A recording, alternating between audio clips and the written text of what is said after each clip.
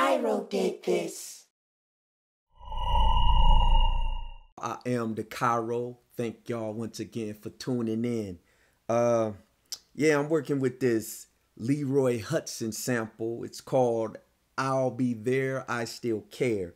And for those who follow my page or follow my channel, I always say page, I'm stuck on this Facebook mentality. But anyway, for those of y'all that follow my channel, y'all know that when I sample, I try in the best way possible to kind of make that sample my own and to do some kind of, you know, crazy things as far as, I call it sample puzzling, where I chop a sample up or slice it up, or however you want to word it, and I kind of puzzle it together into my own creation. And it's similar to a lot of what producers now are doing, and of course what producers back in the day have done. Of course, I'm a 90s head as far as most of my influences come out of the early 90s and so on as far as hip hop goes. So I just want to kind of share with y'all this sample that I'm working on right now. Came out pretty dope. I'm not done. And I really don't like to finish up songs as far as the beat go until I hear whoever's gonna perform on them, because based on how they fluctuate their voice over a track, it will a lot of times a voice can create an instrument over a track. So I try to kind of hear what people are gonna do over a track before I start adding or removing certain parts. So I kind of like keep them open, especially because while I'm creating the beat, I'm rapping inside of my head, or if it's a song where I'm thinking of singing, I'm singing inside of my head while I'm creating it. So it kind of helps me create the beat that I'm working on. So that's the normal workflow I have, and I'm sure that a lot of others out there do the same thing. So I'm not saying that I'm the greatest, not saying that I'm the creator of anything. In fact, most of what we do has been influenced by those well before us. So we always got to pay homage to the influences in our lives. And like I said, I'm out the 90s, so anything that was on that hip hop era back then where you had to rap. Nothing against the new age, but I'm just saying where you had to rap and show skill set over beats. In other words, so the beat didn't take over so the beat didn't take over the vocals. However, you still wanted some great theme music behind what you were saying. So I'm out that era, but still like a dope track, because I think that dope instrumentals can be fantastic too. So anyway, let's jump into it, man, because I don't want to talk too long. And yeah, paintbrushes, I use them. I like to wipe my equipment off to keep the dust off, and you know, just keep it kind of fresh and clean around here. So that's something that I do, man, but that's neither here nor there. Just thought I'd share. So check this out. This is what I'm working with.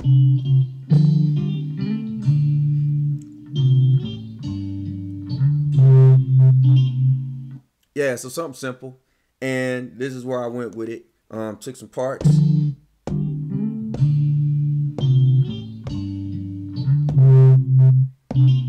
And you notice that this one is kind of muffled with a low pass filter. It's for a reason. Once I play the track, you'll understand why. Also, I've been practicing my patterns and doing them through the hardware, because like I said, remember I had the micro. So now I'm getting like happy that I'm able to do stuff through the hardware. I'm loving the MK3. I think that the MK3s and the the MK2, MK1, the studio, think those would have been dope had I liked the software initially, because working from the hardware makes a difference. I can tell you that right now. So anyway, let's get into the track. I'm going to share with y'all what I got. It's simple, nothing. It's just actually just drums and the sample chops puzzled together. That's all I have right now. I haven't really added any extra instruments. Another thing that I do when I sample, I try to take the bass line that's within the original sample and piece it together, so when it flows throughout, it sounds like I actually played something on top of it, and then also like it was combined together in the original track. So just some things that I do, man, that I thought I'd share. But let's check him out, man, see where he at.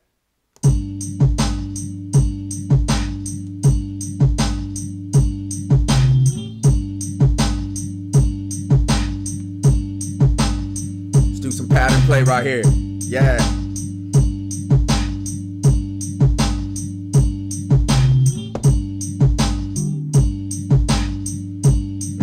that muffled dip, you know. And here's another change I got.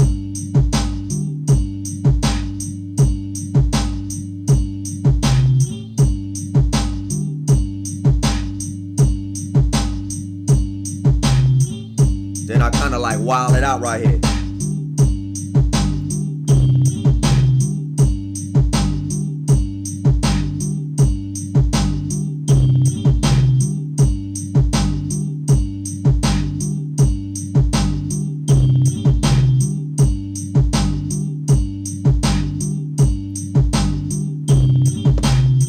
Then back to the main simple one.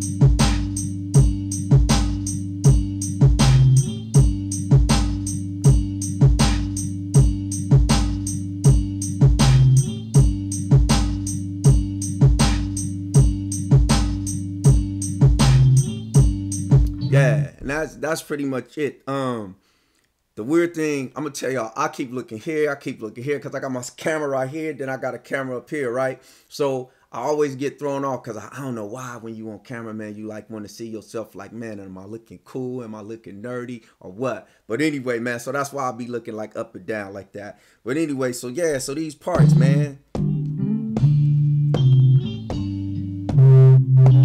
Just doing something that simple, man, and like I said, putting it all together, creating your own masterpiece.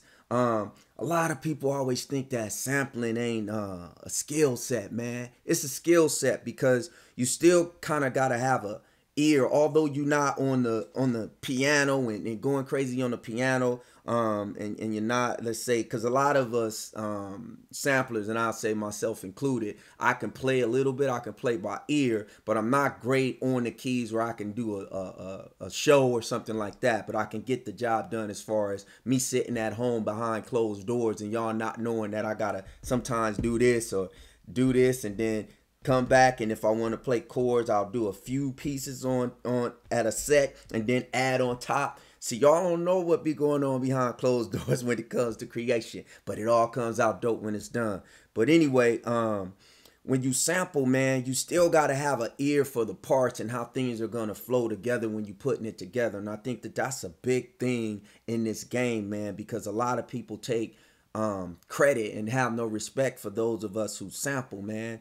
I get it, I understand it, and I know those that take maybe a long loop and just kind of loop it around and don't really do anything to it. Then maybe you can somewhat hate on it, but then what about them tunes that they do take the 4 bars and they loop it around and it's something that you remember and it's like you're reminiscing, man, and you're like, man, I remember that joint. Oh, they rapping on it now, you know? So it just depends. I just know that I like to take stuff and recreate it in a way where it becomes mine, where someone else used that same exact sample. I can tell you what I've used, but you still got to try to figure out what I've done and how I pieced it together or whatever. So it's mine. You know what I mean? Like I didn't have to tell you I used Leroy Hudson, but of course I did because I know what I did with it.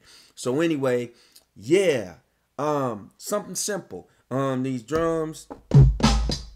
This is actually one of my kits that I have for myself, and it's just some dirty drums that I have, because when I used to have my MPC 3000, I used to have to sample off of old records or old CDs and even old cassettes, and I would just, you know, and even old songs, man, like old rap songs, and I would just slice them up and put them on, you know, floppies. For those dinosaurs, y'all know what I mean. But yeah, putting them on floppies and just kind of layering them out across the pads. But I saved those sounds and I imported them into my own kit of drum sounds. So this is out of my, I believe it's either my Inside My Lane Volume 1, Volume 2. And like I said, it's just a personal kit. It's nothing great as far as me saying, oh yeah, you need to buy this because this is the one. This is going to top everybody. Nah, this is what I like to do, because a lot of times I'll have like a partial kick, or I have a snare, and then I'll put the two together. I like to do stuff like that, and I'll kind of nudge it a little bit so it's a little off, and I'll just do different things. So like, most of the things that I do with my drums, man, are again, just something that I have in place on my mentality as far as how I like to hear stuff going. That's what you got to do when you make music, man. Always know that if you like it, there's a way that you can help somebody else like it because they see that you enjoy what you're doing. Or it's just one of those things where we all got fans. You know, somebody's gonna like what we do. It's just you gotta find that audience that's meant for you. Like what may be meant for you may not be meant for me. So that's the thing that comes to creativity. But I am gonna say something to all the producers out there making videos and you know, posting up beats and stuff like that. Please make sure that y'all try to get into a lane where you can monetize off of what you do. Don't sit on the beats, man. Matter of fact, hold on a minute. I got on my pajamas, so don't laugh. But check this out. I gotta throw this stuff down, man. Listen, I got a bunch of floppies, man. I got a bunch of these because I used to do, I think I got 1, 2, 3, about 4 or 5 of these. Some of these are bigger than the others, man.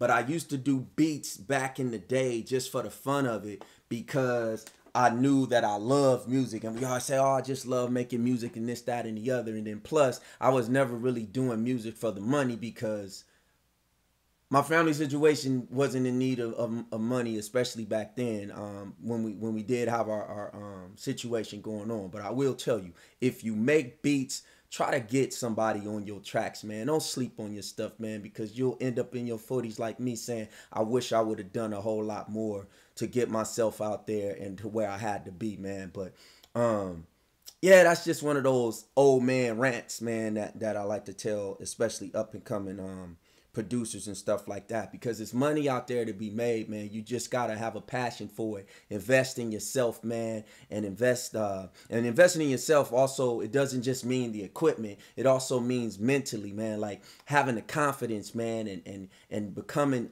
wise enough to rise up, man. Like you really got to get in that place where you want more for yourself than, you know, working for other people, man. Every day is cool because it's guaranteed money, because you know when your check is gonna come here and there. But what about working for yourself? Or what about on top of working for somebody else, you're working for yourself, so you got dual income? However you look at it, man, just do it, man. So that's just my rant for today. I know that this was a beat video, but why not teach others, man? Why not share the knowledge, you know? So yeah, thank y'all for tuning in to the channel. Thank y'all for the viewers.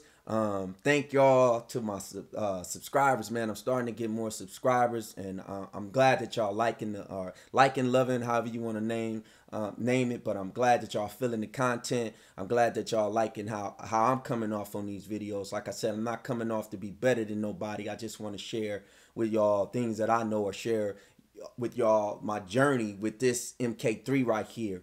But in addition to that, I just kind of want to help inspire and motivate others, man. I think that that's big, especially in something called music, man, because we don't have enough people trying to motivate others to get better at what they do. Don't mind the pink bag back there. That's from my son, man.